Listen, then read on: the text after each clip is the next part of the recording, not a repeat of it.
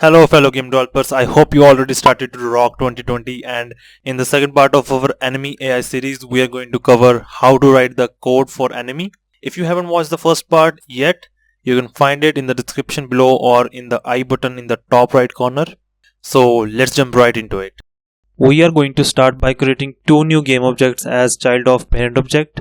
The first one is going to detect when the player enters the trigger area, so I'm going to name it trigger area, and second one will be used as origin point for the raycast. Raycast is going to decide for how much distance to keep chasing the player, and I'm going to reposition it right in front of the enemy.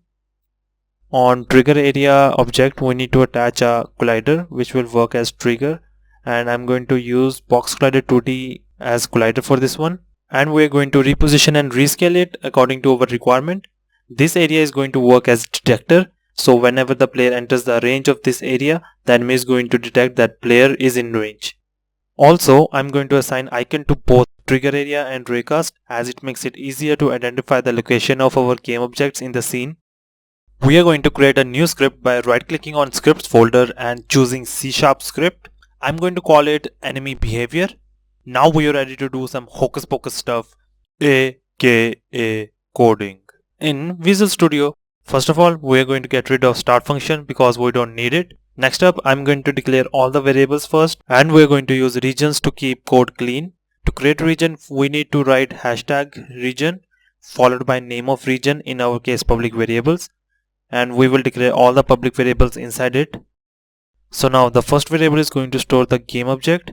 We will use it as the origin for the raycast, and along with that we will need a layer mask variable for the raycast property, and we are going to need couple of float variables.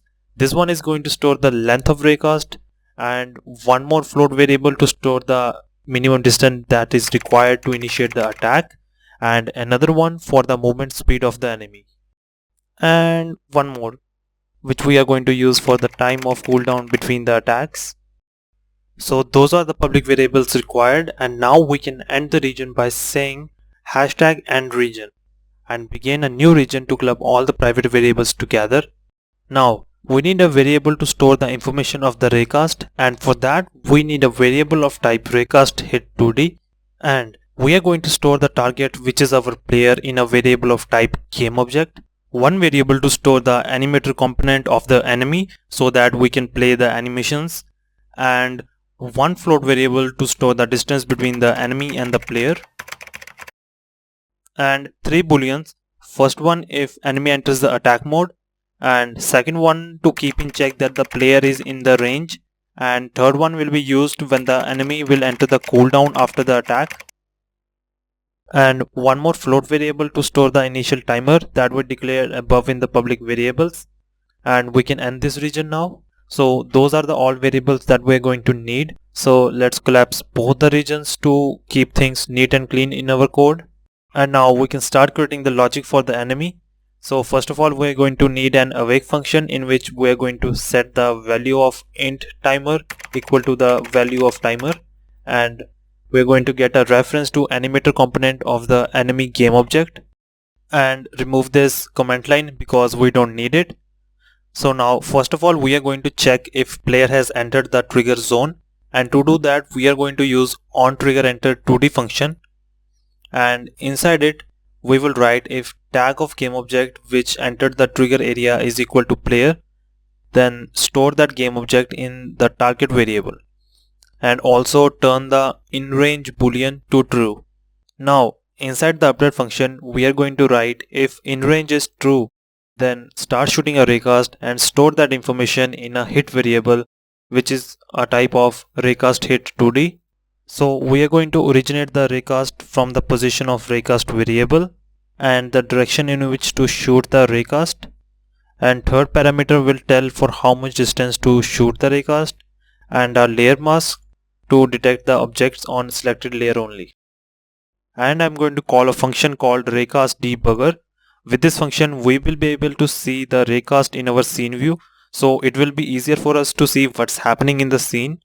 So I'm going to come down here to create this function, and inside it we are going to check if distance, which is distance between enemy and player, is greater than attack distance, then draw array using debug.distance draw ray from position of our raycast game object in the left direction, and we will multiply it with raycast length variable, and color should be red.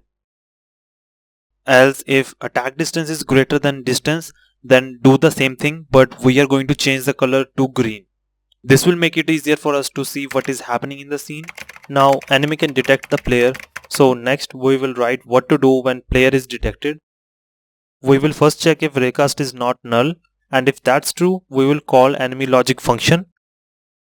And if raycast is null, that means nothing is in range. And if nothing is in range, then we want enemy to stop walking and attacking.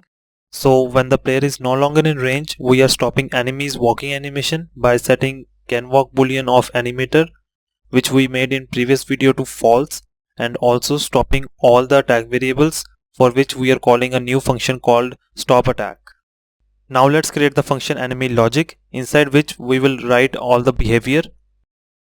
So we start by calculating the distance between enemy and player, and we will store the value in distance variable that we declared above. And if distance between enemy and player is greater than attack distance, then enemy will start moving toward the player. So we are going to write all the movement in separate function, and also we need to make sure to stop all the attack variables when enemy is moving. Else if attack distance is greater than or equal to distance, and we need to make sure that enemy is not cooling down, then initiate the attack, and we are going to write it in a separate function. And if enemy is cooling down, then we need to stop the attack animation. Now we are going to create 3 new functions, which are move, attack and stop attack. Let's start by creating move function. Before enemy can start moving, we need to make sure that it is not playing the attack animation, and for that we are going to use getCurrentAnimatorStateInfo function of Unity. Phew, that's a long name for a function. We are going to store the target position in a temporary variable, and since we need the enemy to move in x-axis only, we are only going to take the x position of our player, and for the y value we will keep it equal to the y value of enemy character. Now to move the character, we are going to use move-to-word method. It takes 3 arguments: the current position of our character, the position of the target, and third, at what speed to move the character. Now we are going to write the attack function. First we are going to reset the timer and turn the attack mode to true. And to keep things easier to remember, I'm going to add comment to it. And we are going to stop the walk animation by setting canWalk boolean to false in the animator. And to play the attack animation, we are going to set the attack boolean to true. So next we need enemy to stop attacking when player gets out of range. So we will write the stop attack function now, and inside it we are going to turn off the cooling boolean and attack mode boolean to false, and also set the attack animation to false. Also, I forgot to mention that we need to play the walking animation when move function is called. So to do that, inside our move function we set the canWalk boolean to true. So now let's jump right back into Unity and see how it looks. I'm going to attach the script to the enemy game object, and I have a player prefab here, so I'm going to drag and drop it in the scene. And we need to make sure that player is on separate layer. You can create a new layer in inspector window and select add layer, and you can name it anything. I'm going to call it player and apply it to the player object along with children objects. Next we need to enter the values in the script that we just created. So I'm going to select the enemy and first rotate it 180 degrees on y-axis because it's facing the wrong direction right now. And we only want to detect the objects which are on player layer. And I'm going to assign the raycast game object in the raycast field. And for the remaining values, we are going to set the raycast length to 6 and minimum distance that is required to do the attack to 2, and for the movement speed a value of 2 also. These values are tested off screen, so it could vary depending on your requirement and the type of character you have. And we need to check few options which I forgot to mention in the previous episode. So first one is on trigger area child object under the box collider component. Check on the is trigger option, and same for the hitbox object. And on parent game object in the rigid body 2D component under the constraints, check freeze rotation option. So now when we play it, the moment we enter the trigger area, the raycast is going to start shooting and enemy will start moving. And when the distance between player and enemies gets less than attack distance, then the raycast is going to turn green and enemy will do the attack. Chop, chop, chop. But how do I take time between attacks? I don't want to keep attacking like this. Oh yes, for that we have to jump back in the Visual Studio, and to add timer between attacks we need to turn cooling boolean which we declared in the beginning to true. To do that, I'm going to create a new public function which we will use to trigger the cooling boolean, and inside it I'm going to turn the cooling to true, and here I'm going to create a new function for cooldown. Inside it we are going to start reducing the timer, and if timer value is 0 that means cooldown time is over and cooling and attack mode boolean are true. If those conditions are true, then set the cooling boolean to false and reset the timer back to initial value. And we are going to call this function that we just created in this statement.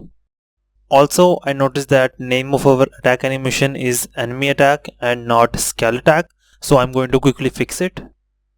Now coming back to Unity, we are going to use animation event to call the trigger cooling function. For that, come in the animation tab and make sure that the attack animation is selected, and I'm going to come at frame 15 and add an animation event.